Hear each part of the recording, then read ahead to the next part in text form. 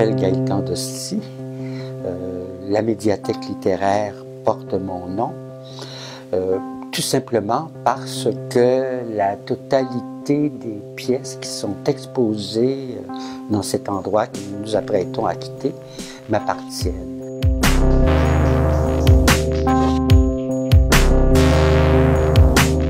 Vers l'âge de 10 ans, je vais consacrer tout mon argent de poche, tous mes revenus, à investir pour conserver, rassembler ce que je pensais être nécessaire pour que notre culture se perpétue.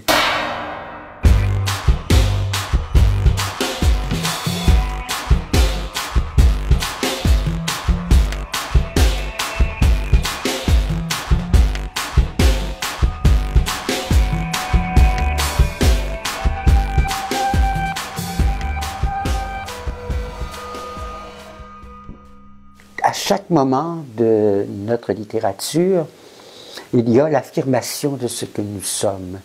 La médiathèque, c'est le patrimoine littéraire même de cette communauté francophone.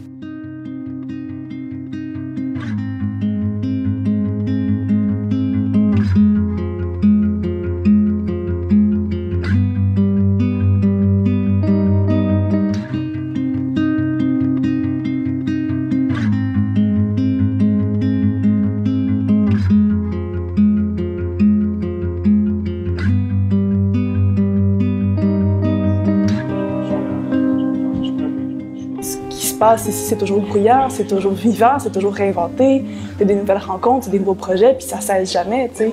On glorifie tellement de choses, mettons, par exemple, je sais pas, au Refus global, on glorifie « Ah, le Québec, quelle grande nation, waouh, waouh, waouh, c'est si beau, tu sais. » Mais qu'est-ce qu'il a fait? Ben, c'est tout ça qui est ici, tu sais. C'est des poèmes, c'est des photos, c'est des traces d'événements, c'est des livres qui ont été super contestataires à une époque, qui ont toujours leur pertinence. Puis c'est le contact avec ce qui a été fait avec les générations d'avant que je trouve qui est important, tu sais. C'est comme ça que tu continues à évoluer.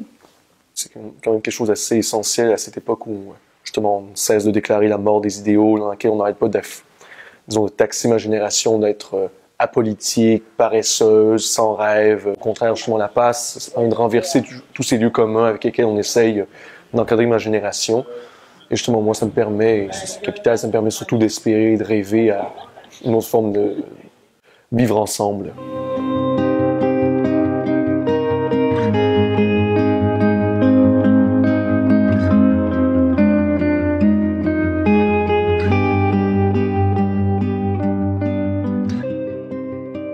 Le jour de notre expulsion, ici, le 1er octobre, le curé de la paroisse Saint-Enfant-Jésus du Maryland nous a laissé des messages sur les répondeurs à 3 places différentes. Alors j'ai dit, voilà, la médiathèque, c'est pour ici, à Saint-Enfant-Jésus. Quoi de plus facilitant d'avoir ces espaces-là pour la médiathèque dans un lieu qui est aussi rattaché à l'histoire du Québec, mais particulièrement à l'histoire de Montréal. C'est une église où il y a des œuvres extraordinaires. Il y a une chapelle peinte par Ozias le Duc, qui est un joyau. Il y a des vitraux magnifiques.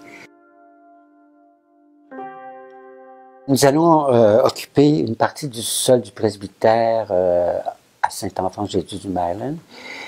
C'est un endroit où il y avait déjà plusieurs activités, plusieurs spectacles.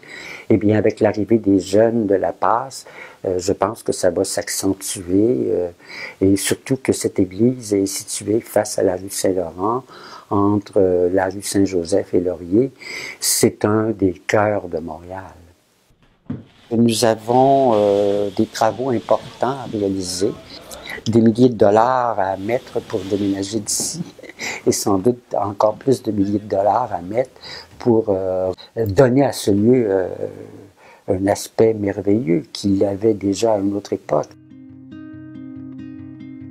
C'est une histoire de vie, c'est une histoire d'amour, c'est une histoire de passion. Des fois, on peut dire que c'est une histoire de folie. À chaque fois que je reviens ici, je découvre des livres que je ne savais pas qu'ils existaient, puis ça me donne une idée de quelles traces on laisse aussi dans le monde autour de nous.